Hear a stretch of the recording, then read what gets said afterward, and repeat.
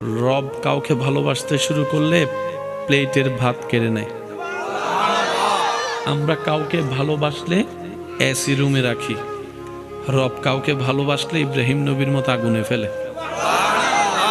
আমরা কেউ কাউকে ভালোবাসলে তাকে উন্মুক্ত করে দিই, উন্মুক্ত স্বাধীন করে দিই। রব যখন কাউকে ভালোবাসে ইউসুফ আলাইহিস সালামের মতো বন্দি করে রাখে। আমাদের ভালোবাসা ধরন, রবের ভালোবাসার বহিঃপ্রকাশ এক নয়। এবার আপনি বলবেন এটা কি ধরনের ভালোবাসা হয়? যে ভালোবাসলে কাঁটা দেয়, ভালোবাসলে আগুনে ফেলে, ভালোবাসলে আপনার এসি রুমে না রেখে আগুনের মধ্যে ফেলবে, ভালোবাসলে তাকে বন্দি করে রাখবে, ভালোবাসলে তাকে সারা শরীরের মধ্যে রোগ দিবে। এটা কেমন ধরনের ভালোবাসা? জেনে রাখা ভালো, গরমের মধ্যে এসি রুম সবাই পছন্দ করে। গরমের মধ্যে এসি রুম সবাই, ক্ষুধার্ত অবস্থায় খাবার সবাই। আর এই ক্ষেত্রে ভালোবাসার আসল কি নকল বোঝা যায় না। ভালোবাসা তো তখন বোঝা যায় যখন চতুর্দিকে সবকিছু স্বচ্ছতা, ফ্রেশনেস আছে, কোনো জামিলা নাই, হাতে হাত রেখেছে। এটা ভালোবাসা নয়। যখন পকেটে টাকা থাকবে না তারপর হাত ধরে রাখবে, এটা না ভালোবাসা। তাই তো আমার যুবক ভাইয়েরা বলে বিপদকালে বন্ধুর পরিচয়। এবার আসুন আমরা একটু দুনিয়াবি হিসাব মিলাই। এখানে আসার সময় মোবাইল এনেছেন, টাকা এনেছেন, কত কিছু এনেছেন। যদি কেউ আপনার থেকে সে মোবাইলটা নিয়ে আপনি ঝগড়া করবেন, কারণ কি? এটা আপনার, আপনি এনেছেন, আপনি কিনেছেন। বলেন তো আসার সময় কি এনেছি আমরা? খালি বলেন না। দুনিয়াতে আসার সময় কি এনেছি? একটু জোরে বলেন। আমি সবার মুখে শুনতে চাচ্ছি। এই একটা কথা যদি বুঝতে পারি আমাদের অনেক কিছু ক্লিয়ার হয়ে যাবে। আজকে যেই অনুষ্ঠানে উপস্থিত হওয়া এটার সাথে বড় সম্পৃক্ত বিষয়। আপনি মাহফিলে আসার পরে আপনাকে একজন আইফোন রাখতে দিছে, ভাই একটু রাখো আমি আসতেছি। কিছুক্ষণ পরে এসে সে আইফোনটা আপনার থেকে নিল, আপনার মন খারাপ লাগবে? বলেন, রাগ লাগবে কেন? আপনি মাথায় মনে বসিয়ে রেখেছেন এটা আমার না, সেজন্য আপনার দিতে খারাপ লাগে নাই। আর যেটা আমার নিজের মনে করে নিয়েছেন, ওই 2 টাকা হারাই গেল টেনশন। একটু জোরে বলি না রে ভাইয়া। আইফোন দিয়ে দিয়েছেন, আপনার এখানেও লাগে নাই, এখানেও লাগে নাই, এটা তো আমার না। আর যে 10 টাকা হারিয়েছে এটা নিয়ে টেনশন কেন? কারণ এটাকে আপনি আমার শব্দটার যোগ লাগিয়েছেন, আমার মনে করেছেন। আওয়াজ দিয়ে বলুন, দুনিয়াতে আসার সময় কি নিয়ে আসলাম? ডান হাত, বলেন না, ডান হাত, বাম হাত, কাপড় নাই, কাপড়, কাপড় যেহেতু নাই পকেটও, দলিল, ডলার, ফোন। আসার সময় যেহেতু খালি এসেছি, আজকে এতগুলা যা আছে, যার যাই আছে, মনে রাখবেন এগুলো একটাও আপনার আমার নয়, সব রবের দান, আমাদের পাওয়া। মালিক আল্লাহ, ভিখারি আমরা, সবার সবার। তাহলে যা আপনার আছে দিয়েছেন কে? এবার আল্লাহ যদি আপনার চোখ নিয়ে নেয়, মালিক উনি যা মন চাইতে না করবে। আর একটু জোরে বলেন না। আপনি যে কাপড়টা কিনেছেন, সাদা কাপড়ে যদি লাল রং লাগান, কেউ কথা বলতে পারে না। আপনি বলেন যে আর বদিন টিয়া দে, আর বাবর টিয়া দে, কিনলি তুই কা মাতর। এবার বলেন আমাদের দেহকার, আওয়াজ ছোট হলে চলবে না, জোরে বলেন দেহকার। চোখ দিয়েছেন কে? কান দিয়েছেন কে? হাত দিয়েছেন কে? পা দিয়েছেন কে? একটাও আমাদের কিনা নয়, একটাও আমাদের অর্জন নয়। তো বান্দা কারা? বান্দারা বলে আসার সময় কিছু আনিনি, মালিক কেন আমার কাছে কিছু নাই, সব আমার রব আমাকে ভিক্ষা দিয়েছেন। আর ভিক্ষুক কখনো মাথা তুলে কথা বলা উচিত নয়, সর্বদা রবের দরবারে শুকরিয়া করে মাথা ঝুঁকায় রাখাটাই উত্তম। আমাদের হারাই গেলে আমরা টেনশন করি, কিন্তু ইব্রাহিম নবীর হারানোর পর উনি আরো খুশি।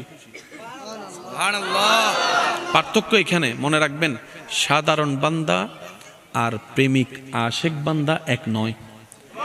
সাধারণ বান্দা পান থেকে চুন খসলেই টেনশন আর টেনশন। আর ওদিকে ইব্রাহিম নবীকে আগুনের সামনে বেঁধে রাখছে, ফেলবে, সবার চেহারা মলিন ইব্রাহিম নবীর জন্য, কিন্তু ইব্রাহিম নবীর চেহারায় প্রাণ উজ্জ্বল মুস্কি হাসি। আমার মনে হয় আর একটু জোরে বলা যাবে।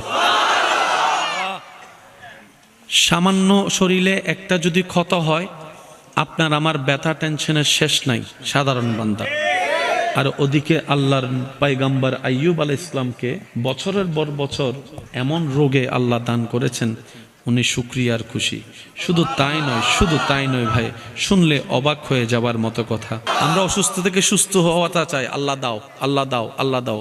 আইয়ুব নবী আল্লাহর নবী, সবাই জানেন নবীরা জবান খুলে বললেই দোয়া কবুল, নবীরা চাইলেই আল্লাহ দান করে। সুবহানাল্লাহ জোরে। নবীরা মুখ ঠোঁট লড়ার আগেই আল্লাহ দান করে। সেই নবী আইয়ুব আলাইহিস সালাম, যার দোয়ায় হাজার মানুষ সুস্থ হয়েছেন, উনি আজকে অসুস্থ। এবার ওনার পরিবার এসে বলে, আপনি তো আল্লাহর নবী, আল্লাহর কাছে বললে তো আল্লাহ দিবে, ফেরাবে না কখনো, তো আপনি যে অসুস্থ কষ্ট পাচ্ছেন, একটু আল্লাহকে বলেন না, আল্লাহ যেন আপনাকে সুস্থ করে দেয়।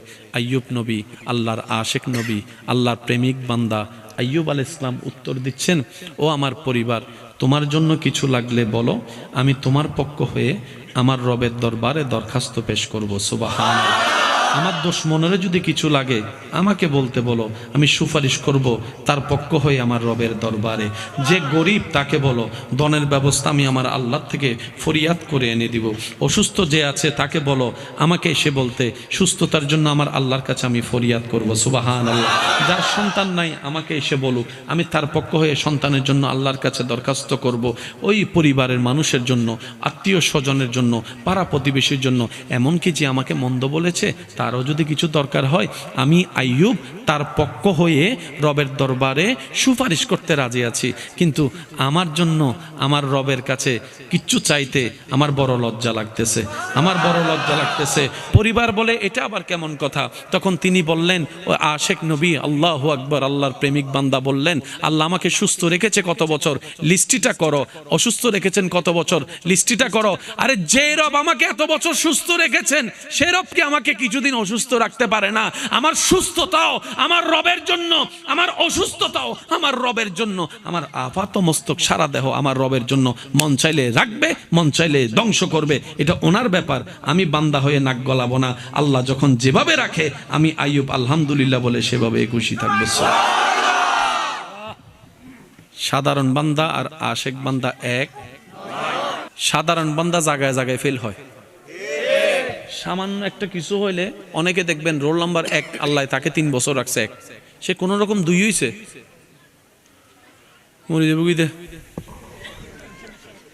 নমাতে কারে। একটা ক্লাসের রোল নাম্বার 1 হয় কয়জন? ছাত্র আছে 100 জন, বলেন না ভাইয়া? আপনি স্বার্থপরের মতো এটা আপনি নিয়ে রাখতে চাচ্ছেন কেন? অন্যরা পাওয়ার অধিকার নাই? এক ক্লাসের রোল নাম্বার 1 কয়জন? তো সবসময় আপনিই হবেন, তো বাকি 99 জন কি করবে?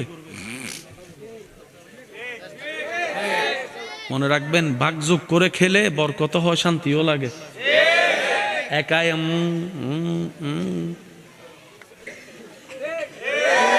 আমি পড়ালেখাকে কোনো নিচু দেখাচ্ছি না, আমি শুধু চিন্তা ভাবনার কথা বলতেছি। অনেকে তো এমনও আছে, এই 1 নাম্বার রোল নাম্বার 1 অর্জন করার জন্য দিন রাত পরিশ্রম করে, দরকার হলো অন্যজন ফেলিব, তারপরে তো নাকি অম ফরিব। এই মেন্টালিটির দরকার কি? বলেন না, তুই তোর মতো আগা, আমি আমার মতো আগাই, দেখা যাক আল্লাহ পাক কি করে। অহংকার যেই করুক, পতন তার সুনিশ্চিত। কথা বলতে হবে। অহংকার যেই করুক, পতন তার সুনিশ্চিত। এখানে আর কোনো দাড়ি কমার দরকার। ধৈর্য এবং শুকরিয়া যেই করুক, নেয়ামত তার জন্য সুনিশ্চিত। সুবহানাল্লাহ বলি। এই পৃথিবীটা বড্ড সুন্দর, বড় সুন্দর। জীবনটা বড় সুন্দর নিয়ামত। প্রত্যেকটা মানুষের জীবন আল্লাহর দেওয়া একটা বড় নিয়ামত, বড় সুন্দর। আমাদের কাছে জীবনটা তো বিতৃষ্ণা লাগে কেন জানেন? 2টা কারণ। 1 নম্বর, আমরা জীবনদাতাকে নারাজ করে জীবনে চলাচল করি, সুখদাতাকে নারাজ করে সুখের সন্ধান করি। আরেকটু জোরে। জীবনদাতাকে নারাজ করে যখন জীবন চলতে থাকি, সুখদাতাকে নারাজ করে যখন সুখের তালাশ করি, তখন হয়ে যায় স্বর্ণ দড়ি হাতে ছাই হয়ে যায়। আর যারা সুখদাতাকে, জীবনদাতাকে সন্তুষ্টি করে চলতে পারে, তাদের উপর সৃষ্টিকর্তা এমন দয়া করেন, তারা মাটি ধরলেও শূন্য হয়ে যায়। একটু সুবহানাল্লাহ বলি। আমি আপনাদেরকে বেশিক্ষণ সময় ডিস্টার্ব করব না। মাইকের আওয়াজ যতটুকু যাচ্ছে, মাইকওয়ালা ভাই একটু মাইকের আওয়াজ একটু কমাই দেন। রাতের আওয়াজ তো এমনি অনেকের বড় আওয়াজ বড় হবে, সোয়াব কামাইতে যেন গুনাহ কামাইতে না পারে। আমরা আমাদের আওয়াজে যদি গিয়ে ঘুমাতে না পারে, সোয়াবের চাইতে গুনাহ হবে, খাজনার চাইতে। আপনারা কি আমার কথা বুঝতেছেন? কবরস্থানে মানুষ আছে, এখানেও মানুষ, কিন্তু কবরস্থানের মানুষের কোনো আওয়াজ, এখানের মানুষের যদি আওয়াজ না থাকে, এটা তো জিন্দা কবরস্থান হয়ে যাবে। তো যারা যারা জিন্দা আছেন তারা একবার বলি মারহাবা। আমার মনে হয় আশেকের আওয়াজটা আর একটু বড় হবে। আরেকবার বলেন, একটু মনোযোগ দিয়ে শ্রবণ করবেন, কারণ বাঁচবো তো আর বাঁচবো কয়দিন। একটা সময় মানুষের ধারণা ছিল মৃত্যুবরণ করার আগে দাড়িটা তো সাদা হবে, শরীর দুর্বল হবে। আজকে থেকে 30 বছর আগেও মানুষ এই ধারণা করত। হয়তো আপনারা মুরব্বীরা অনেকে আমার সাথে একমত হবেন। আগে একটা ঘরে মানুষ মারা গেলে পুরা এলাকা খবর হয়ে যেত, ওই ঘরের মানুষের সকারাত চলতেছে। এক একজন দৌড়ায় আসতো দেখার জন্য। কেউ বা চামচ করে পানি দিতেন, কেউ বা তেলাওয়াতে ব্যস্ত থাকতেন, আশেপাশে বসতেন। এই সুযোগ কিন্তু, এই দৃশ্য কিন্তু এখন দেখা যায় না। এখন সকালবেলা হোন্ডা নিয়ে বের হয়েছে, দুপুরবেলা শোনা যায় তারটা মেডিকেলে পড়ে আছে। এই যে একটা জীবনের বড় চরম পরিবর্তন চলে আসছে। সব কিছুর পিছনে কিন্তু আমার ক্ষতির পিছনে আপনি দায়ী, আপনার ক্ষতির পিছনে আমি দায়ী। এই যে ড্রেন যেটা এখানে আছে, এই ড্রেনে যে ময়লাটা আমরা ফেলছি, বোতল ফেলছি, ড্রেন জ্যাম হয়ে যাচ্ছে। ফেলেছেন আপনি এই জায়গায়, ক্ষতি হচ্ছে আমার ওই জায়গায়। আমি ফেলেছি ওই জায়গায়, ক্ষতি হচ্ছে আপনার এই জায়গায়। আচ্ছা বলেন, চট্টগ্রামের মধ্যে এই যে এদিকে আছে পানি উন্নয়ন বোর্ড, আছে না? আছে না? বর্ষর মধ্যে হাজাতে পানির তলে ডুগি দেখি, এই যে কথা বলে না কেন? আছে না নাই? এটা কি একজনের কারণে নাকি আমাদের সবার কারণে? আমরা খাল ভরাট করেছি, নদী ভরাট করেছি, আমরা নালাগুলাকে জ্যাম করে ফেলেছি, যথা উপযুক্ত জায়গায় ময়লা না ফেলে আমরা নিজের মতো করে ময়লা ফেলছি। এই দায় থেকে কেউ কি আপনি আমি মুক্ত হতে পারবো? আফটার অল কি হলো? আমার কারণে আপনার ক্ষতি, আপনার কারণে আমার ক্ষতি। ঠিক একই ধারাবাহিকতায় সৃষ্টিকর্তা পৃথিবীর জগতে, পৃথিবীর জমিনে সৃষ্টি বেঁচে থাকার জন্য উপযুক্তভাবে যা যা দরকার রব্বুল আলামিন পরিমাণ মোতাবেক তা তা দান করে দিয়েছেন। সুবহানাল্লাহ। আমরা জানি বেঁচে থাকার জন্য অক্সিজেনের দরকার। অক্সিজেনটা আপনার আমার, এই যে এখন বসে আছি, কোনো দমকা হাওয়া কিন্তু লাগতেছে না, কিন্তু বাতাসের মধ্যেই কিন্তু আমরা অক্সিজেনটা পাচ্ছি। আর যদি কোনো কেউ বাসের মধ্যে উঠে, বাস যদি বেশি জোরে চলে, গাড়ি যদি বেশি জোরে চলে, দেখবেন জানলা বন্ধ করে দেয়, নিঃশ্বাস নিতে পারে। কেন? আমার দরকার 10 সেন্টিমিটার, বাতাস আসতেছে 100 সেন্টিমিটার, তখন আপনি চাইলে অক্সিজেন থাকলেও নিঃশ্বাস নিতে পারবেন না। এটার একটা লিমিটেশন আছে। আমি কি বুঝাতে পারছি কথা? এটার একটা লিমিটেশন আছে না নাই?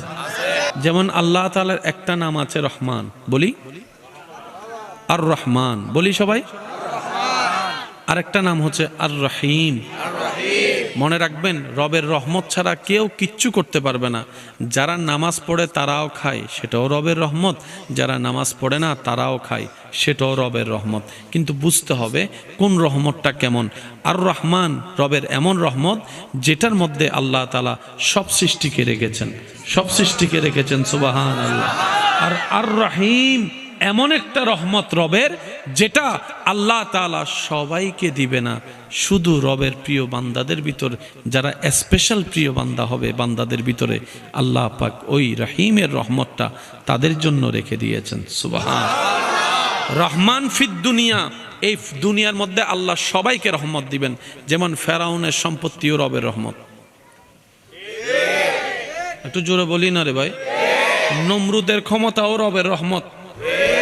আর একটু জোরে বলি, আইয়ুব আলাইহিস সালামের শারীরিক অসুস্থতাও রবের রহমত, ইউনুস আলাইহিস সালামের মাছার পেটে যাওয়া এটাও রবের রহমত, ইব্রাহিম নবীর আগুনে পড়ে যাওয়াটাও রবের রহমত, সবকিছু রবের রহমত দিয়ে ঘেরা। আমরা রহমত মানি মনে করি কি জানেন, একটু একটু মনোযোগ, নীরবতা। রহমত মানি ভালোবাসা। রব যদি কাউকে ভালোবাসে, আমরা যেরকম ভালোবাসলে কাঁটা ফেলে ফুল দিই, রব ভালোবাসলে ফুল ছিনায় কাঁটা দে। সুবহানাল্লাহ বলতে হবে। ঠিক বললে সওয়াব পাবেন কিনা আমার জানা নেই, কিন্তু সুবহানাল্লাহ বললে অগণিত সওয়াব। আমরা কেউ কাউকে ভালোবাসলে কাঁটা ফেলে ফুল দিই, আর রব যখন কারো কল্যাণ চাই, কাউকে ভালোবাসতে চান কিংবা কাউকে ভালোবাসে, তখন আল্লাহ তাআলা ফুলটা সরায়ে কাঁটা দেয়। আমরা ভালোবাসলে পেট ভরে খাওয়াই, রব কাউকে ভালোবাসতে শুরু করলে প্লেটের ভাত কেড়ে নেয়। কত ভালো লাগে আমার, আরো ভালো লাগে নবীর সালাম, নবীর দরুদ সালাম, নবীর আল্লাহুম্মা সাইয়্যিদিনা মুহাম্মাদিন, আল্লাহুম্মা সাল্লি আলা সাইয়্যিদিনা মুহাম্মাদিন। উচ্চ আওয়াজ একবার বলি মারহাবা। মনে থাকবে কথাগুলা? যদি দেখেন বিপদ বেড়ে গেছে, বুঝবেন আল্লাহ তাআলা আপনাকে কল্যাণ দিতে চাচ্ছেন। না সুবহানাল্লাহ এটা হইউননি, গরজে হইউন, এজন্য হদ দেশে মন খুলে বলেন না সুবহানাল্লাহ। এবার আসুন, আমাদের প্রত্যেকের জীবনে গুনাহ আছে না নাই? গুনাহ বেশি হলে জান্নাত না জাহান্নাম? জাহান্নামের শান্তি না কষ্ট? দুনিয়ার কষ্ট বেশি না জাহান্নামের কষ্ট বেশি? আল্লাহ যখন কোন বান্দাকে জান্নাত দিতে চান, কিন্তু তার আমলে তাকে জাহান্নাম নিচ্ছে, কিন্তু আল্লাহ চাচ্ছেন তাকে জান্নাত দিতে। তো যিনি আইন বানায় উনি আইন ভঙ্গ করলে মানা যায় না, দেখতে সুন্দর লাগে। এবার আল্লাহ তাআলা কি করেন জানেন? এই বান্দাকে যদি জাহান্নামে দেওয়া হয়, সে ৭০,০০০ বছর আগুনে কষ্ট পাবে। আর যদি দুনিয়াতে কষ্ট দেওয়া হয়, সে ১ বছর কষ্ট পাবে। এবার বলেন কোন কষ্টটা বেশি মারাত্মক, দুনিয়ারটা না জাহান্নামেরটা? এবার আপনাকে যদি আল্লাহ বলে বান্দা ৭০,০০০ বছর জাহান্নামে জ্বলবি নাকি ১ বছর তুই দুনিয়ায় জ্বলবি, কোনটা নিবেন? সবাই বলেন না, সবাই বলেন। তখন আল্লাহ কি করে, কোন বান্দাকে যখন জান্নাত দেওয়ার ইচ্ছা হয়, আল্লাহ তাকে দুনিয়াতে বিভিন্ন ধরনের কষ্টের মধ্যে ফেলে ওই গুনাহগুলার অপরাধ এখান থেকে কষ্ট দিয়ে আল্লাহ মাফ করে দেয়। তাই নবীজির হাদিস এখানে একটা অ্যাড করতে চাই। নবী রাহমাতুল্লিল আলামিন বলছেন, মুমিন বান্দার বিষয়টা বড়ই চমৎকার। মুমিন বান্দার বিষয়টা বড়ই চমৎকার।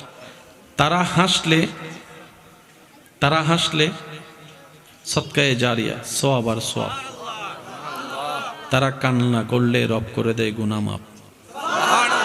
রাস্তায় হাঁটার পথে যদি কেউ একটা কাঁটা ফুটে ব্যথা সহ্য করে রবের উপর নারাজ না হয়ে খুশি থাকে, আল্লাহ তাআলা ওই বান্দার কাঁটা ফুটার ব্যথার অনুমান আল্লাহ পাক জাহান্নামের আযাব থেকে বাঁচার মতো গুনাহ মাফ করে দেন। এবার বলেন, এই কথাটা বললে এখন আপনারা মিল খুঁজে পেয়ে যাবেন। আমাদের সবাই একটা কথা বলে, আল্লাহ যখন যা করে, যদি কষ্ট না হয় একটু রিপ্লে দেন, আল্লাহ যখন যা করে, আসলেই আল্লাহ যা করে ভালোর জন্য করে। এই যে কথাটা একদম মাথায় মনে বসায় রাখবেন।